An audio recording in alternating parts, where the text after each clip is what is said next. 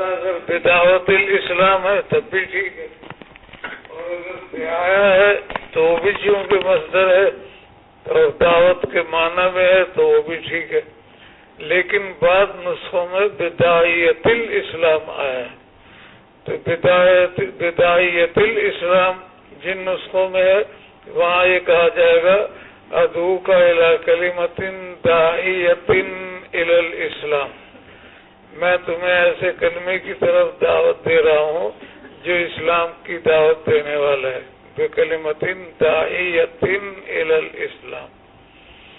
اس کے بعد پھر یہاں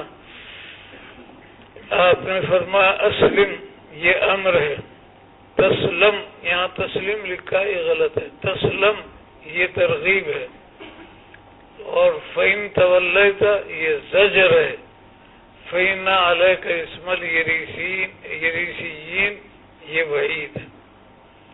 اسلام لے آؤ امر ہو گیا، تسلم محفوظ رہو گے یہ ترغیب ہو گئی، فَإِن تَوَلَّيْتَ اگر تم نے اعراض کیا یہ زجر ہے، فَإِنَّ عَلَيْكَ اسْمَ الْيَرِيسِيِّينَ یہ وعید ہے، جو یریسیین کا گناہ ہے وہی تمہارا بھی ہوگا۔ تو دعوت کے اصول میں یہ باتیں داخل ہیں کہ اس میں امر بھی ہو، ترغیب بھی ہو، اور اس کے ساتھ ساتھ زجر بھی ہو اور وعید بھی ہو۔ تو اسلم میں امر آ گیا اور تسلم میں ترغیب آ گئی، اور فَإِن تَوَلَّيْتَ میں زجر ہو گیا، اور فَإِنَّ عَلَيْكَ اسْمَ الْيَرِيسِيِّينَ میں وعید ہو گئی۔ اس کے بعد پھر یہاں ہے درمیان میں یؤتِکَ اللَّهُ أَجْرَکَ مَرَّتَيْن، یؤتِکَ اللَّهُ أَجْرَکَ مَرَّتَيْن اگر تم اسلام لے آئے تو تم محفوظ بھی ہو جاؤ گے، تسلم، اور اللہ دوہرا اجر تمہیں دیں گے۔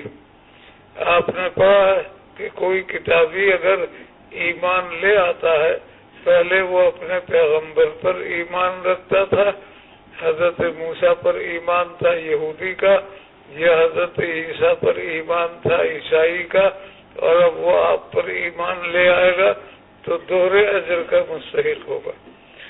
تو یہ بھی عیسائی ہے، اگر یہ ایمان لے آیا تو اس کو دوہرا اجر ملے گا۔ اور ایک مطلب اور بھی ہے، یؤتِکَ اللَّهُ أَجْرَکَ مَرَّتَيْن کے معنی ہے مرتن بعد مرتن، مرتن بعد مرتن کا مطلب یہ کہ مسلسل تمہیں اجر ملتا رہے گا۔ کیوں؟ اس لیے کہ تمہارے ایمان لانے کی وجہ سے فلاں شہر کے لوگ بھی ایمان لے آئیں گے، فلاں شہر کے لوگ بھی ایمان لے آئیں گے، بادشاہ ایمان لے آیا ہے تو رعیت بھی ایمان لے آئے گی، تو وہ جو جگہ جگہ لوگ ایمان لانے والے ہوں گے ان کے ایمان کا سبب تم بنو گے، تو لہذا تمہیں بار بار اجر ملتا رہے۔ یہ بھی مطلب ہو سکتا ہے۔ ایک تو وہی کہ عیسائی جب آپ پر ایمان لے آتا ہے یا یہودی آپ پر ایمان لاتا ہے تو اس کو دوہرا اجر ملتا ہے، اور اگر مرتين کے معنی مرتن بعد مرتين کے ہوں یعنی بار بار تمہیں ثواب ملے گا، تو اس وقت یہ مطلب ہوگا کہ تم سبب بنو گے دوسرے لوگوں کے ایمان لانے کا، لہذا جب بھی کوئی ایمان لائے گا تمہیں بھی ثواب ملے گا، پھر کوئی اور ایمان لائے گا تمہیں ثواب ملے گا۔ وَإِن تَوَلَّيْتَ وَإِن كَفَرْتَ نہیں کہا، اس لیے کہ وہ اہل کتاب میں سے وہ کفر کی اصطلاح کو جانتا ہے تو اس کو وحشت ہوتی، تو اس وحشت سے بچانے کے لیے بجائے کفرتا کے تولیتا کا صیغہ استعمال کیا۔ فَإِنَّ عَلَيْكَ اسْمَ الْيَرِيسِيِّينَ، یریس کے معنی کاشتکار کے آتے ہیں، چاہے وہ زمین کا مالک ہو اور کاشت کراتا ہو، اور چاہے وہ حاری ہو دوسرے کی زمین میں کاشت کرتا ہو، دونوں اس میں داخل ہیں۔ تو اس کی پبلک اور رعایا کے اندر چونکہ عام طور پر کاشت کا رواج تھا، کچھ لوگ زمینوں کے مالک تھے، وہ اپنی زمینوں میں کاشت کرایا کرتے تھے، اور کچھ لوگ حاری ہو کر دوسروں کی زمین میں کاشت کرتے تھے.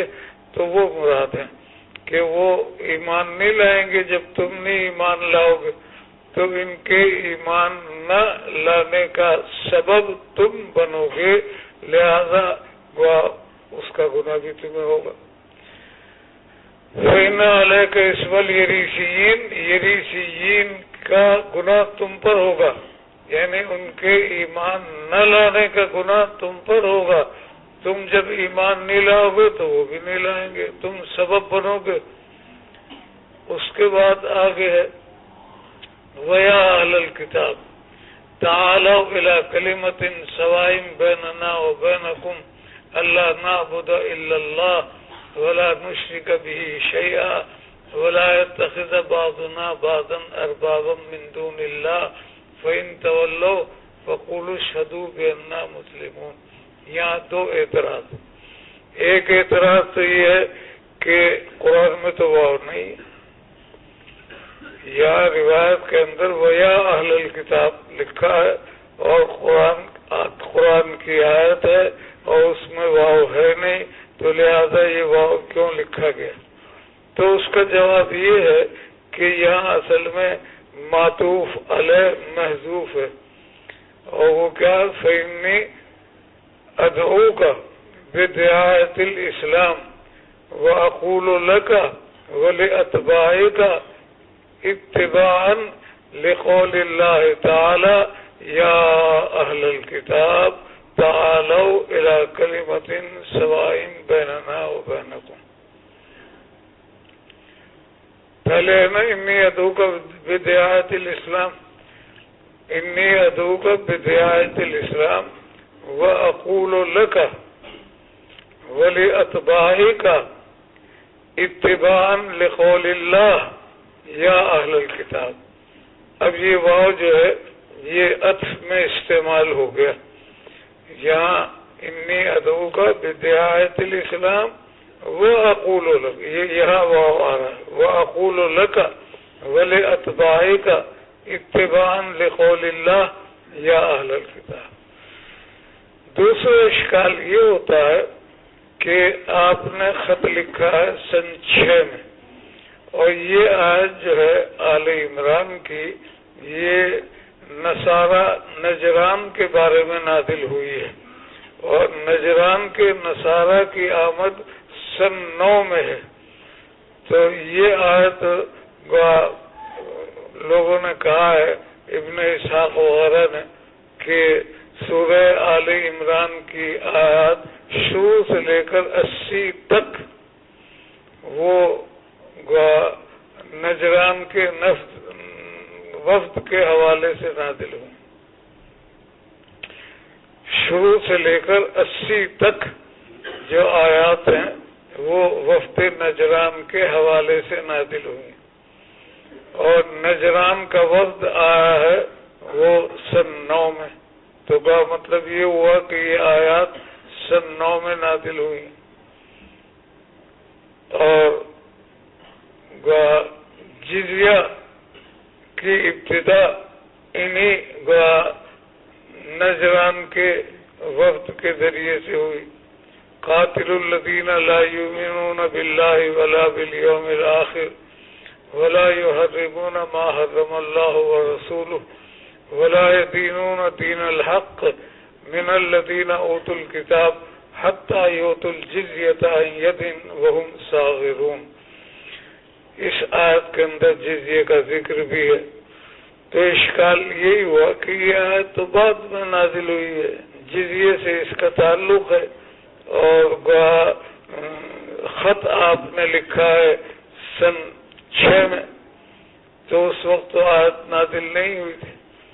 تو ایک بات آپ یہ کہتے ہیں کہ جن لوگوں نے یہ کہا ہے کہ آل عمران کی آیات شروع سے لے کر 80 تک وفد نجران کے بارے میں نازل ہوئی ہیں، ان کا یہ قول محقق نہیں ہے. لہذا ہو سکتا ہے کہ یہ آیت پہلے نازل ہوئی۔ جن لوگوں نے یہ کہا تھا کہ سورہ آل عمران کی آیات ابتدا سے لے کر 80 تک وفد نجران کے بارے میں نازل ہوئی ہیں، تو عرض کیا جا رہا ہے کہ یہ قول محقق نہیں ہے۔ جب محقق نہیں ہے تو لہذا ممکن ہے کہ یہ آیت پہلے نازل ہو گئی۔ دوسری بات یہ کہی جا سکتی ہے کہ کئی مرتبہ ایسا بھی ہوتا ہے کہ فیصلہ آپ پہلے کر لیتے ہیں اور اس کی تائید میں آیت بعد میں آتی۔ بہت سے نظائر قرآن مجید میں ایسے موجود ہیں، تو اس بنا پر ہو سکتا ہے کہ یہ فیصلہ آپ نے پہلے کر لیا ہو اور آیت کا نزول بعد میں ہوا ہو۔ اس کے بعد پھر ایک اشکال ہوتا ہے کہ یا اہل الکتاب تعالوا الی کلمۃ سواء بیننا وبینکم الا نعبد الا اللہ ولا نشرک بہ شیئا ولا یتخذ بعضنا بعضا اربابا من دون اللہ۔ یہ تو نصارہ تو اقانیم ثلاثہ کے قائل، ان کو موحد کیسے کہا جا رہا ہے؟ یہی تو کہا جا رہا تھا تعالوا الی کلمۃ سواء بیننا وبینکم اللہ نعبد الا اللہ۔ یہ توحید اور وہ توحید کے قائل نہیں، تو ایک جواب تو یہ دیا جا سکتا ہے کہ یہ جو اللہ نعبد الا اللہ فرمایا گیا ہے وَلَا يَتَّخِذَ بَعْضُنَا بَعْضًا أَرْبَابًا مِّن دُونِ اللَّهِ کہا گیا ہے، یہ دین عیسوی غیر محرف کے حوالے سے کہا گیا، چونکہ تمام انبیاء علیہم السلام کے دین میں توحید کی تعلیم ہوتی ہے۔ یہ تو بعد میں لوگوں نے اقانیم ثلاثہ کا سلسلہ شروع کیا ہے، ورنہ حضرت عیسیٰ علیہ السلام کے دین میں توحید ہی کی تعلیم تھی۔ تو غیر محرف جو دین حضرت عیسیٰ کا تھا اس کے حوالے سے یہ بات آئی۔ دوسری ایک بات اور بھی کہی جا سکتی ہے، وہ یہ کہ اقانیم ثلاثہ کے قائل ہونے کے باوجود ان کا دعویٰ توحیدی کا ہے، وہ اپنے آپ کو موحدی کہتے ہیں، وہ کہتے ہیں کہ آسمان کا پیدا کرنے والا اللہ ہے اور کوئی نہیں، زمین کو پیدا کرنے والا اللہ ہے اور کوئی نہیں، چاند اور سورج کو پیدا کرنے والا اللہ ہے اور کوئی نہیں، سمندروں کو اور پہاڑوں کو پیدا کرنے والا اللہ ہے اور کوئی نہیں، امور نظام کی تدبیر کرنے والا اللہ ہے اور کوئی نہیں، اللہ ہے جس کے حکم کو کوئی نہیں ٹال سکتا۔ ہندو 33 کروڑ دیوتا کے قائل، 33 کروڑ، دو چار نہیں، 1000 2000 نہیں، 33 کروڑ، وہ بھی کہتے ہیں کہ موحد ہیں۔ کیوں کہتے ہیں موحد ہیں؟ اس لیے کہ وہ کہتے ہیں کہ اللہ خالق ہے ارض و سما کا، اللہ خالق ہے شمس و قمر کا، اللہ خالق ہے جبال و بہار کا، اللہ ہی تدبیر کرتا ہے امور نظام کی، اللہ کے حکم کو کوئی نہیں ٹال سکتا۔ تو یہ عقیدہ چونکہ ان کا ہے، لہذا وہ کہتے ہیں کہ ہم موحد ہیں۔ اب یہ چھوٹے چھوٹے ہمارے آلیہ ہیں، ان کو چھوٹے چھوٹے کام اللہ نے حوالہ کر دیے ہیں، باقی اللہ اللہ ہے، یہ اللہ کے برابر تھوڑی۔ تو اس لیے یہ کہا جائے گا کہ مماشات مال حسن کے باب سے اس کو اختیار کیا گیا ان کو قریب لانے کے لیے، کہ ٹھیک ہے تم بھی توحید کے قائل ہو، ہم بھی توحید کے قائل ہیں، تو اس توحید کو اب حقیقتاً اختیار کر لیا جائے۔ یا غیر محرف دین عیسوی کے اعتبار سے یہ بات کہی گئی تھی، اور یا مماشات مال حسن کے باب سے یہ عنوان اختیار کیا گیا ہے، کیونکہ وہ اپنے آپ کو اقانیم ثلاثہ کا قائل ہونے کے باوجود موحد کہتے ہیں۔ آگے فَإِن تَوَلَّوْا آنا تو چاہیے سیاق کے اعتبار سے فَإِن تَوَلَّيْتُمْ، لیکن چونکہ قرآن کی آیت نقل کی جا رہی ہے تو اس لیے اس میں تولو تھا تو وہی نقل کر دیا۔ قال ابو سفیان فلما قال ما قال وفرغ من قراءة الكتاب كثر عنده الصخب فارتفعت الاصوات واخرجنا. ابو سفیان کہتے ہیں کہ جب ہرقل نے وہ باتیں کی، اس نے کیا کہا تھا؟ اس نے کہا تھا کہ فَإِنْ كَانَ مَا تَقُولُ حَقًّا فَسَيَمْلِكُ مَوْضِعَ قَدَمَيَّ هَاتَيْنِ.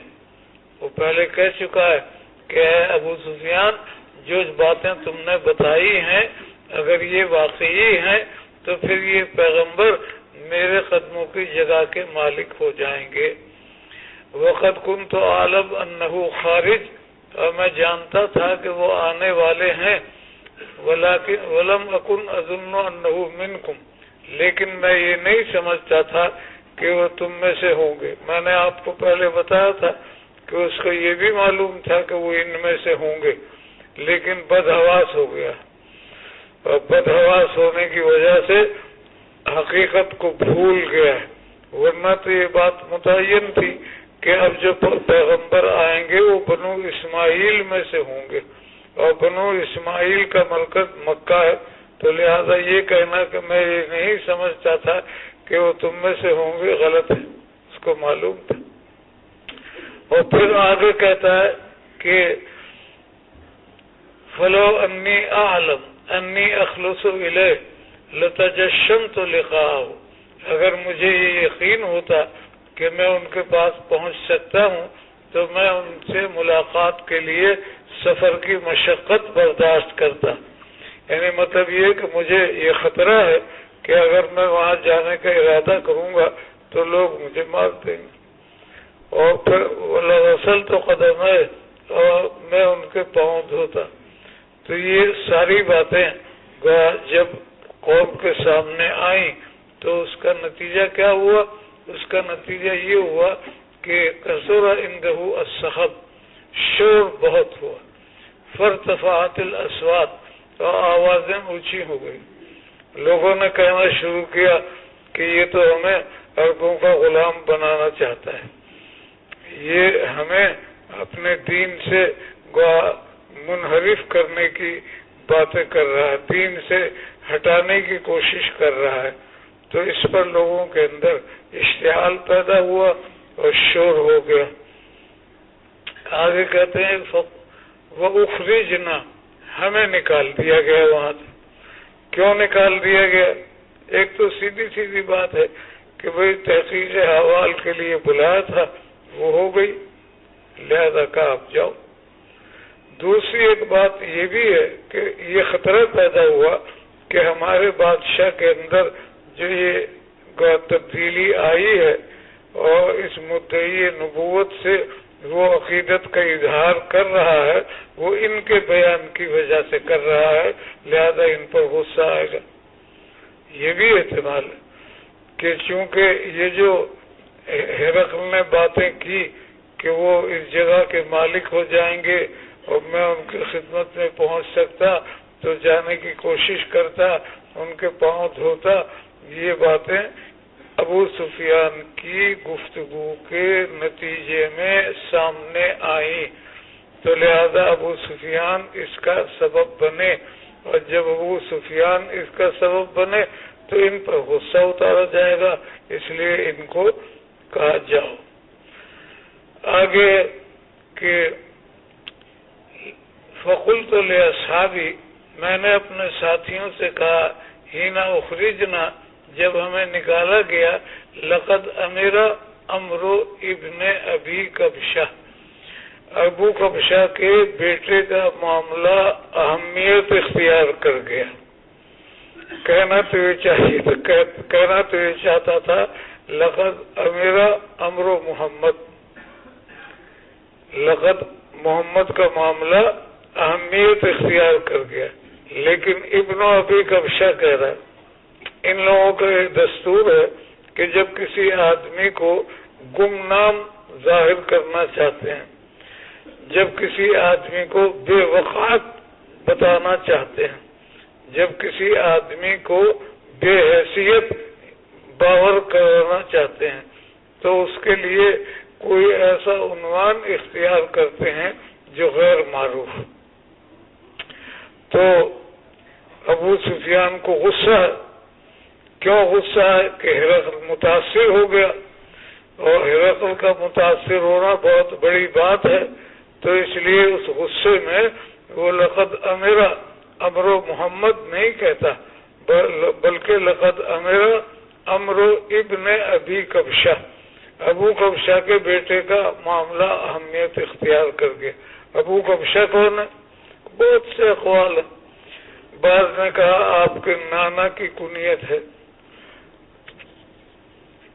بعض نے کہا نانا کے نانا کی کنیت ہے، بعض نے کہا عبد المطلب کے نانا کی کنیت ہے، اور بھی بہت سے اقوال. بعض نے کہا آپ کا رضاعی باپ حارث ابن عبد العزا، حلیمہ کا شوہر حارث ابن عبد العزا اس کا نام ہے، اور اس کی کنیت ابو کبشہ ہے، تو اس کی طرف نسبت کی.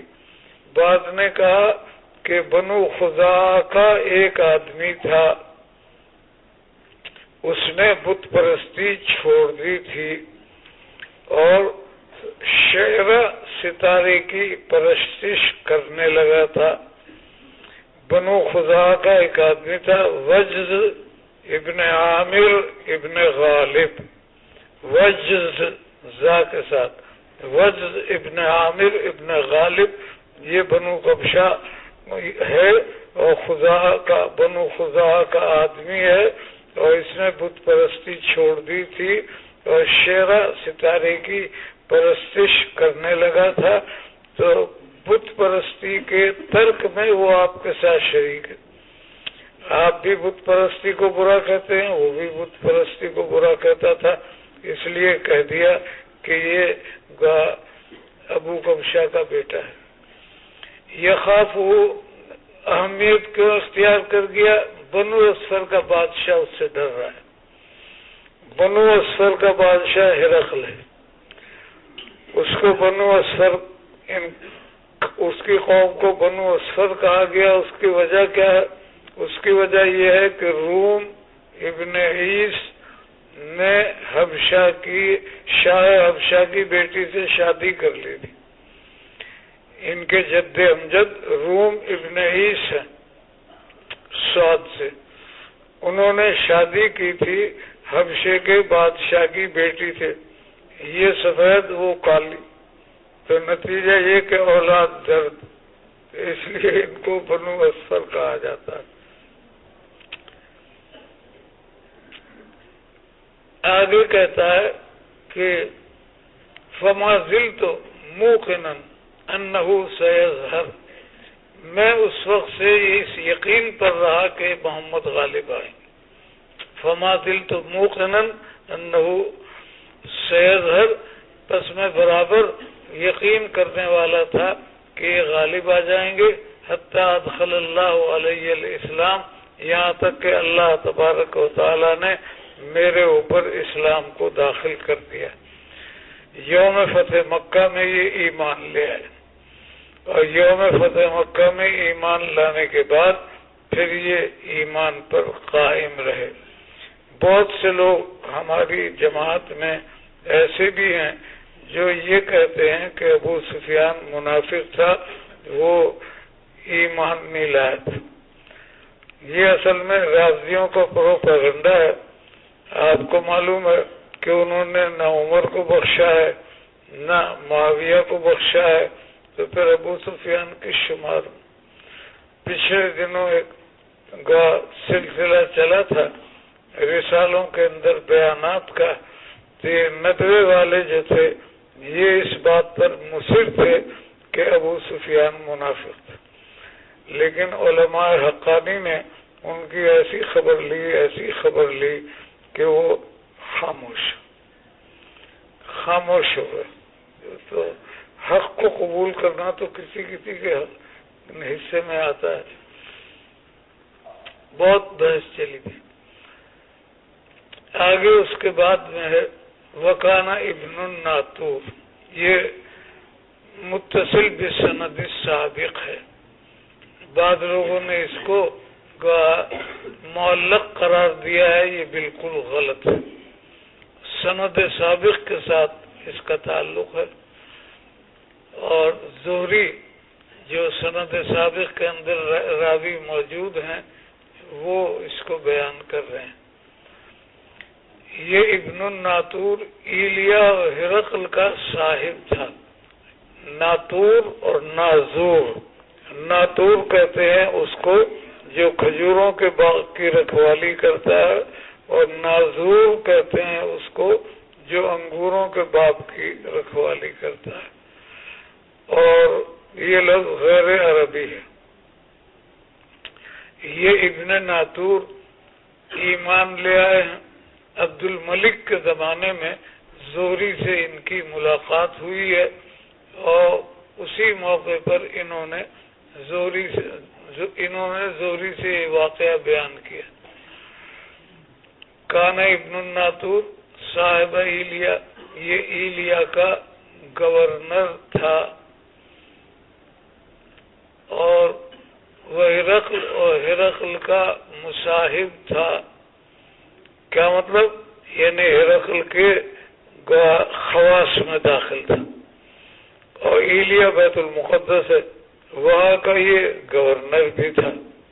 تو صاحبہ ایلیا سے مراد بیت المقدس کا گورنر ہونا، اور صاحبہ ہرقل سے مراد اس کے خواص میں داخل ہونا۔ اور آگے سقف علی نصارى الشام، اور شام کے نصرانیوں کا یہ لاٹ پادری بھی تھا۔ سقفہ بھی پڑھا گیا ہے باب تفعیل سے، اس قفہ بھی پڑھا گیا ہے باب افعال سے، یعنی شام کے نصارہ کا لاٹ پادری اس کو مقرر کیا گیا تھا۔ سقفہ اگر ہوگا تب بھی، اور اس قفہ اگر ہوگا تب بھی۔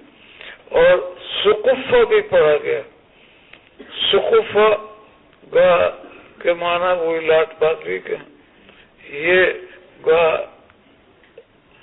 نصارہ شام کا لاٹ پادری تھا۔ یہ لفظ بھی غیر عربی ہے، اگر سقف اس کو پڑھا جائے، سقفہ تو عربی ہو جائے گا، اسقفہ عربی ہو جائے گا، سقفہ غیر عربی ہو، اور معنی لاٹ پادری کے۔ اور بعض لوگوں نے کہا کہ نہیں، یہ سقف سے لے، سقف کے معنی چھت کے ہیں، چھت نیچے کو جھکی ہوئی ہوتی ہے، تو ان کے لاٹ پادری جو ہوتے تھے وہ بھی اظہار تواضع کے لیے جھک کر چلتے تھے، جیسے چھت جھکی ہوئی ہوتی ہے، تو اس لیے یہ سقف سے بنایا گیا ہے۔ بعض لوگوں نے یہ کہہ دیا۔ یحدث، یہ ابن ناطور بیان کرتا تھا کہ ہرقل جب ایلیا آیا تو ایک روز وہ خبیث النفس تھا، جب صبح کی اصبح یومن خبیث النفس، صبح کی خبیث النفس ہونے کی حالت۔ خبیث النفس ہونے کا مطلب پریشان، پراگندہ دل، پراگندہ حال، بہت پریشان۔ فقال بعض بطارقتہ، بطریق کی جمع ہے، خواص کے معنی ہے۔ بعض خواص نے کہا قد استنکرنا ہے عطا کا، ہم آپ کی حالت بدلی ہوئی دیکھ رہے ہیں، آپ پریشان کیوں ہیں، آپ بجھے کیوں ہیں؟ قال ابن الناطور، ابن الناطور کہتے ہیں وکان ہرقل حذاء ينظر في النجوم، ہرقل جو تھا یہ حذاء ينظر في النجوم، اگر حذاء موصوف اور ينظر في النجوم اس کی صفت ہو تو معنی یہ ہوں گے کہ وہ نظر فی النجوم کے ذریعے سے کہانت کیا کرتا تھا۔ حذاء کاہن، ينظر فی النجوم نظر فی النجوم، کہانت ایک تو شیاطین کی مخبری سے ہوتی ہے، ایک کہانت نظر فی النجوم کے ذریعے سے ہوتی ہے، ایک کہانت فطری ہوتی ہے۔ تین قسمیں، ایک فطری، ایک نظر فی النجوم کے ذریعے سے، ایک شیاطین کے القاء کے ذریعے سے۔ تو حزان موصوف اور ینظر فی النجوم جملہ اس کی صفت، اور معنی یہ کہ اس کی کہانت نظر فی النجوم کے ذریعے سے تھی۔ اور اگر یہ کہا جائے کہ حزان خبر اول ہے اور ینظر فی النجوم خبر ثانی ہے، تو پھر مطلب یہ ہوگا کہ فطری کہانت بھی تھی اور نظر فی النجوم کے ذریعے سے بھی وہ کہانت کیا کرتا تھا۔ فطری بھی تھی، دو قسم کی ہو گئی، اور نظر فی النجوم کے ذریعے سے۔ فقال لهم حين سألوه، تو اس نے جواب میں کہا لوگوں سے جب انہوں نے پوچھا کہ آپ کیوں پریشان ہیں، تو کہنے لگا کہ رات میں نے دیکھا جب نجوم میں غور کیا کہ ملک الختان قد ظہر، ختنہ کرنے والوں کا بادشاہ غالب آ گیا۔ مجھے نظر فی النجوم کے ذریعے سے رات اس بات کا پتہ چلا کہ ملک الختان، ختنہ ملک و اہل الختان، اہل ختان کا بادشاہ غالب آ گیا، یا ملک الختان، اہل ختان کی حکومت غالب آ گئی۔ ملک بھی آپ پڑھ سکتے ہیں، ملک بھی پڑھ سکتے ہیں، اور ختان سے مراد اہل ختان ہے کہ ختنہ کرنے والوں کا بادشاہ یا ختنہ کرنے والوں کی حکومت وہ غالب آ گئی۔ آگے کہتے ہیں فَمَن يَخْتَتِنُ مِنْ هَذِهِ الْأُمَّةِ، پتہ کرو کہ ختنہ کرنے والے کہاں ہیں، کون کون لوگ ہیں، کون کون قومیں ہیں۔ قَالُوا لَيْسَ يَخْتَتِنُ إِلَّا الْيَهُودُ، تو لوگوں نے بتایا کہ یہودی خالی ختنہ کرتے ہیں۔ فَلَا يُهِمَّنَّكَ شَأْنُهُمْ، تو یہود کا معاملہ آپ کو تشویش میں نہ ڈالے، یہود کا معاملہ آپ کو فکر میں مبتلا نہ کرے۔ وَاكْتُبْ إِلَى مَدَائِنِ مُلْكِكَ، آپ کی حکومت کے جتنے شہر ہیں لکھ دو کہ فَلْيَقْتُلُوا مَنْ فِيهِمْ مِنَ الْيَهُودِ، جتنے یہودی ہیں سب کو مار دو۔ یہودیوں کے یہاں ختنہ کا رواج ہے، اور جب وہ مار دیے جائیں گے، ختم کر دیے جائیں گے، تو ان کا بادشاہ غالب نہیں آئے گا۔ فَبَيْنَاهُمْ عَلَىٰ أَمْرِهِمْ، وہ اسی گفتگو کے اندر مشغول تھے۔ اوتیا ہرقل برجل، تو ہرقل کے پاس ایک آدمی لایا گیا، وہی دہیا۔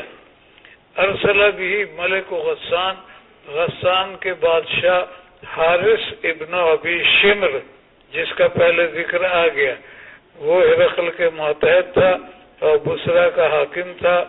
اس کے پاس حضرت دہیا آپ کا خط لے کر گئے تھے، تو اس نے پھر ان کو یا ان کے ساتھ ایک اور آدمی لگا کر بھیجا ہرقل کے پاس۔ اب وہ جب آئے تو حضور کی بات انہوں نے بیان کی، یعنی خط وغیرہ کے حوالے سے۔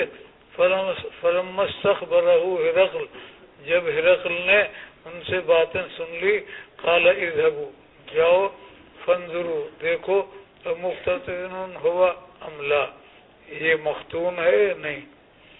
فنظروا، انہوں نے دیکھا، فحدثوا انه مختتن، تو بتایا کہ ہاں یہ تو مختون ہے۔ وسأله عن العرب، اور عرب کے متعلق اس نے پوچھا کہ ان کے ہاں رواج کیا ہے۔ فقال هم يختتنون، کہا کہ وہ بھی ختنہ کرتے ہیں۔ فقال هرقل هذا ملك هذه الامه قد ظهر، یہی ہیں اس امت کے حضرات جو ان کی حکومت غالب آئے۔ هذا ملك هذه الامه، یہ اس امت کا بادشاہ ہے، یا هذا ملک هذه الامه، یہ اس امت کی حکومت ہے جو غالب آئے۔ پھر لکھا ہرقل نے اپنے ایک ساتھی کو جو رومیہ میں تھا، زغاتر، وَكَانَ نَذِيرُهُ فِي الْعِلْمِ، اور وہ اس کی نظیر تھا علم میں۔ وَسَارَ ہرقل إِلَى حِمْص، خط لکھا بیت المقدس سے، اور خط بھیجنے کے بعد آ گیا حمص میں، جو ان کا پائے تخت تھا اس علاقے کا، پہلے آ چکا ہے۔ فلم یرم حمص، پس نہیں چھوڑا ہرقل نے ہمس کو یہاں تک کہ آ گیا اس کے پاس خط اس کے صاحب کا، یوافق رائے ہرقل، جو ہرقل کی رائے سے موافقت کر رہا تھا آپ کے خروج پر اور اس بات پر کہ آپ نبی ہیں۔ زغاتر ہے یہ، اور یہ رومیہ میں ہے، اور یہ بڑا لاٹ پادری بھی ہے، اور اس کے پاس خط لے کر حضرت دہیہ گئے ہیں یا کوئی اور آدمی یہ متعین نہیں ہے۔ بہرحال یہ خط گیا ہے، اور اس خط کے جواب میں اور ہرقل خط بھیج کر ہمس آ گیا ہے اور بیت المقدس سے، اور یہ اس علاقے کا شام کا پایہ تخت ہے۔ یہاں ابھی ہرقل موجود تھا کہ زغاتر کا جواب آ گیا۔ زغاتر نے جواب میں لکھا کہ بالکل یہ پیغمبر ہیں اور یہ آ گئے ہیں، لیکن یہ نہیں معلوم ہوا کہ زغاتر نے ایمان قبول کیا یا نہیں۔ تصدیق تو کی آپ کے ظہور کی اور آپ کے آنے کی، لیکن یہ نہیں ایمان لایا یا نہیں لایا اس کی کوئی تحقیق اور تصدیق نہیں۔ اس کے بعد میں آگے کہ فَأَذِنَ ہرقل لِعُظَمَاءِ الروم فی تذکرۃ لہ بہمس، بس اجازت دی ہرقل نے روم کے عظماء کو ایک محل میں اپنے جو ہمس کے اندر تھا۔ تذکرہ اس بڑے محل کو کہتے ہیں جس کے اطراف میں خادموں کے لیے چھوٹے چھوٹے مکان بنائے جاتے ہیں۔ ایک بڑا محل ہوتا ہے مرکزی، اور وہ بادشاہ کے لیے ہوتا ہے، اور چونکہ ان کی خدمت گار سینکڑوں ہوتے ہیں تو ان کی رہائش کے لیے اطراف میں گھر بنائے جاتے ہیں، وہ محل تذکرہ کہلاتا ہے۔ اور یہ تذکرہ ہمس میں تھا۔ یہاں عظماء کو جمع کیا۔ ہرقل کا خیال یہ تھا کہ میری رائے تو تھی ہی، اب زغاتر نے بھی میری رائے کی تائید کر دی، اور وہ بہت بڑا لاٹ پادری ہے، تو اب اگر میں لوگوں کو اسلام کی دعوت دوں گا تو شاید بات بن جائے، یہ خیال اس کا تھا۔ لیکن چونکہ اس کو یہ بھی خطرہ تھا کہ لوگ اشتعال میں آ جائیں گے اور ہنگامہ کریں گے، تو اس نے یہ بھی انتظام کیا کہ باہر نکلنے کے دروازے لاک کر دیے، بند کر دیے، خود اوپر گیلری میں جا کے بیٹھ گیا تاکہ وہاں اس کے اوپر کوئی حملہ نہ کر سکے، اور باہر نکل کر ہنگامہ نہ کریں۔ تو امر بابوابہا، دروازوں کو کے لیے حکم دیا، فغلقت، وہ بند کر دیے گئے، ثم طلع، پھر وہ گیلری سے طلوع ہوا اور کہا یا معاشر الروم هل لکم فی الفلاح والرشد، کیا تم فلاح اور رشد کی رغبت رکھتے ہو؟ تم چاہتے ہو کہ کامیاب ہو جاؤ، تم چاہتے ہو کہ ہدایت پر آ جاؤ، اور تم چاہتے ہو کہ تمہاری حکومت برقرار رہے، وَيَثْبُتَ مُلْكُكُمْ فَتَبَايَعُوا هَذَا، تو اس نبی کی بیعت کر لو۔ یہ سوچتے ہوئے کہ زغاتر نے تائید کی ہے، اب شاید بات بن جائے، اس نے یہ بات کہی، فَحَاسُوا حَاسَتَهُمُ الْوَحْشُ إِلَى الْأَبْوَابِ، تو لوگ بھاگے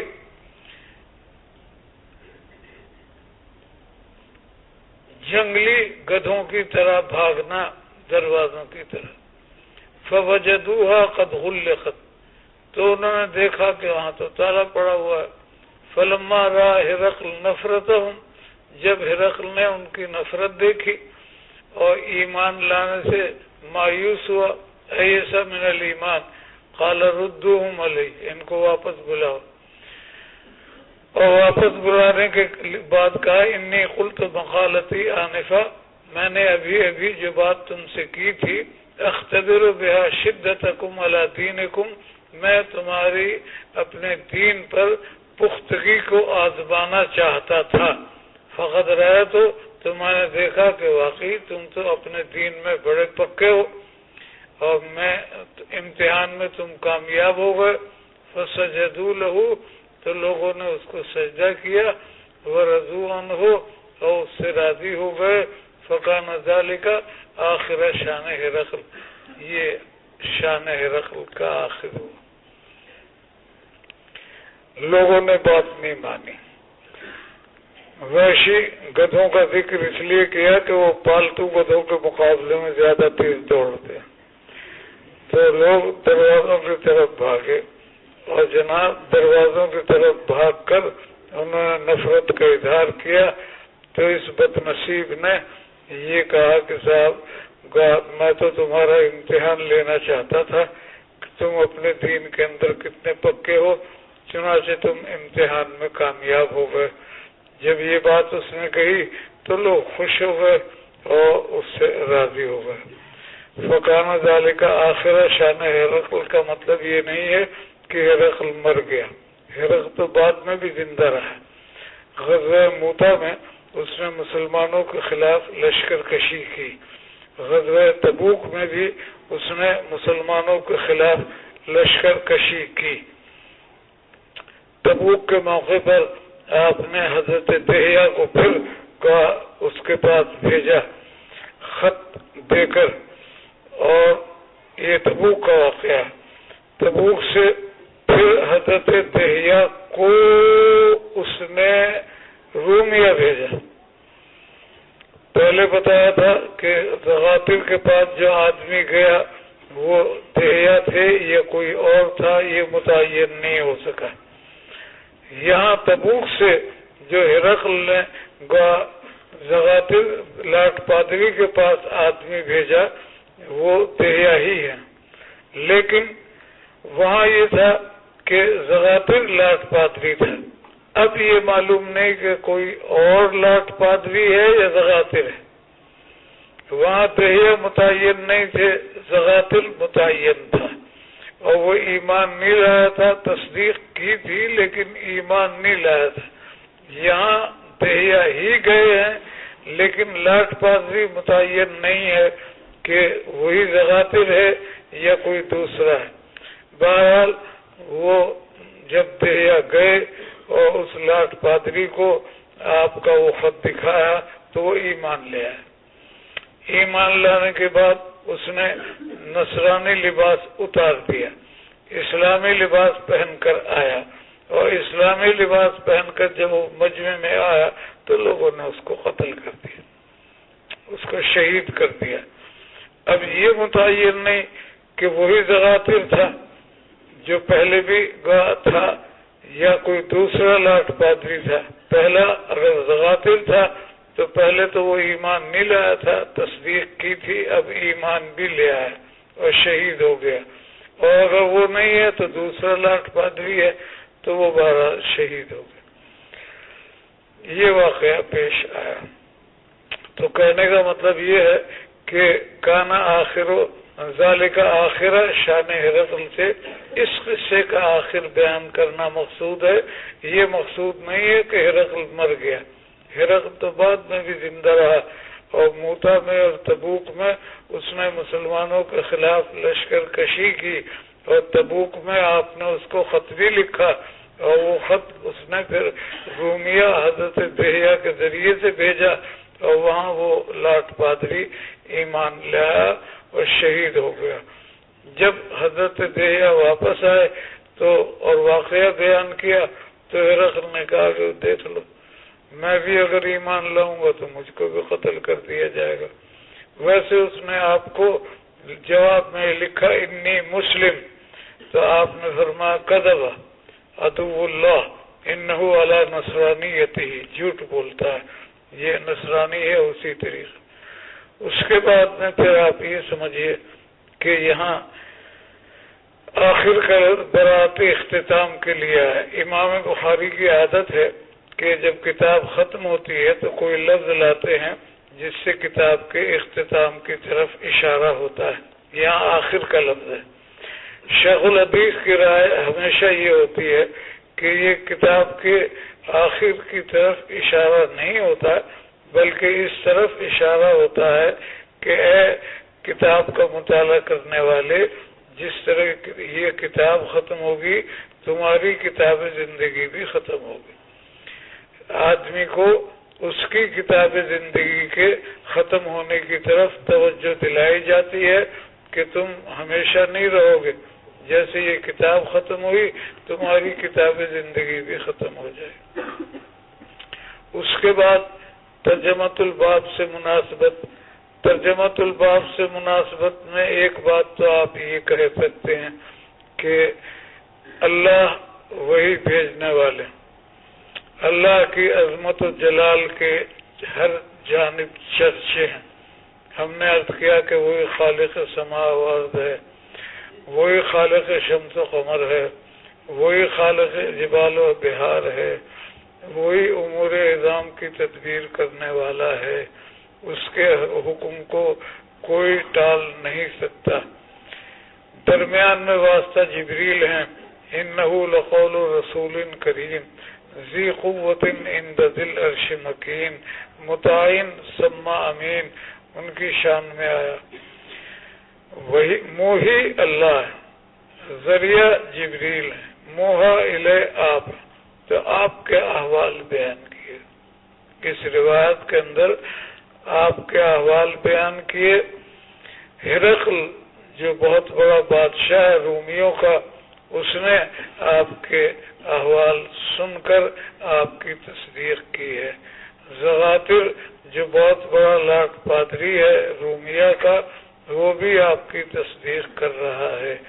اور ابو سفیان جو مکے کا رہنے والا ہے اور قریش کا سردار ہے، وہ بھی آپ کی تصدیق کر رہا ہے، اس لیے کہ جو سوالات ہوئے ہیں ان کے جواب ابو سفیان ہی نے دیے ہیں، اور ان جوابات میں آپ کی تصدیق ہے۔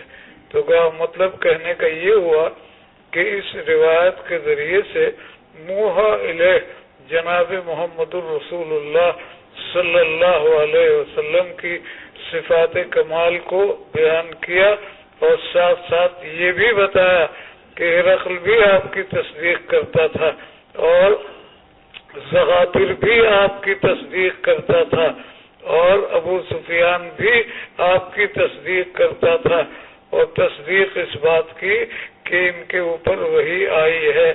یہ نہیں کہ یہ کاہن ہیں، یہ نہیں کہ یہ جادوگر ہیں، یہ نہیں کہ یہ مجنون ہیں۔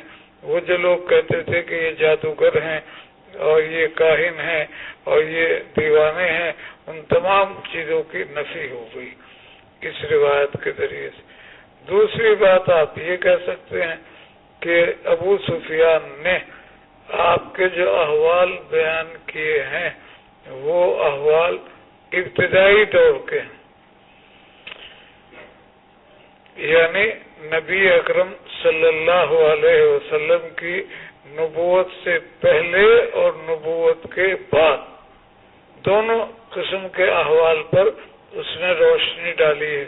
ان سوالات کے اندر یہ دونوں قسمیں آ گئی ہیں، تو اس سے اشارہ اس بات کی طرف ہوا کہ ان اوصاف کمال کے پائے جانے کی بنا پر اللہ نے آپ کو نبوت کے لیے منتخب فرمایا۔ ہر ایک آدمی کا انتخاب نہیں ہوتا، صفات کمال کے ساتھ موصوف ہونا لازم اور ضروری ہوتا ہے۔ تو ابو سفیان نے جو آپ کی صفات کمال بیان کی ہیں ان میں اشارہ اس بات کی طرف ہوا کہ ان صفات سے موصوف ہونے کی بنا پر اللہ نے آپ کا انتخاب فرمایا۔ تیسری بات آپ یہ کہہ سکتے ہیں کہ باب میں انا اوحینا الیک کما اوحینا الی نوح والنبیین من بعدہ کی آیت آئی تھی، اور یہاں آیت آئی ہے یا اہل الکتاب تعالوا الی کلمۃ سواء بیننا وبینکم۔ ان دونوں آیات کے اندر یہ بات مشترک ہے کہ انبیاء کی طرف وہی ہوتی ہے اخلاص کی، انبیاء کی طرف وہی ہوتی ہے اقامت دین کی، انبیاء کی طرف وہی ہوتی ہے توحید کی تبلیغ کی۔ ان دونوں آیات یعنی آیت کا آیت سے ربط ہے. وہ آیت ترجمۃ الباب میں ہے، یہ آیت روایت کے اندر ہے، اور ان دونوں آیات کے اندر اخلاص، اقامت دین اور تبلیغ توحید کے مضامین مشترک ہیں. تو یہ بتایا گیا انبیاء کے یہ کام ہو.